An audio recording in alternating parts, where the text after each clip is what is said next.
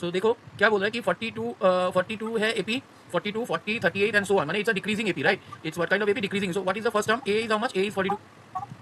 Common difference d क्या होगा? 40 माइनस 42 which is equal to how much? -2. ठीक है. नाउ फर्स्ट नेगेटिव माने क्या? ए एन जो होगा it should be less than 0. ठीक ना? So what is a n? So a plus n minus 1 into d less than 0. So a is what? 42 प्लस n minus 1, d is how much? -2 less than 0. So it is how much? 42 minus 2n plus 2 less than 0. So it is how much? -2n plus 44 less than 0.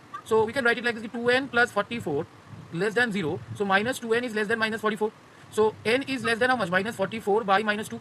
So n will be greater than 22. Now why greater than? Because we know from the properties of inequalities that when this sign get cancelled, so this greater than or less than sign will be reversed, right? So it is n greater than 22. Till this, I hope it is clear. Clear है ना? हाँ चलो. Now देखो, we know number of terms always n always belongs to natural number set. Therefore the first negative term क्या होगा? वो 22 से greater है ना. n का वैल्यू क्या? 22 से ग्रेटर, माने फर्स्ट नेगेटिव टर्म क्या आएगा? 23.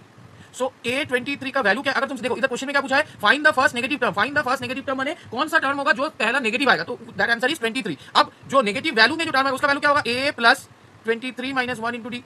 What is A? A is my 42 minus ये क्या था? 2 इंटू 22. 42 माइनस 44 कितना होता है? -2. सो पहला टर्म क्या है जो नेगेटिव है? वो 23. 23rd term is the first negative term and it's value is how much? -2. Is it clear है?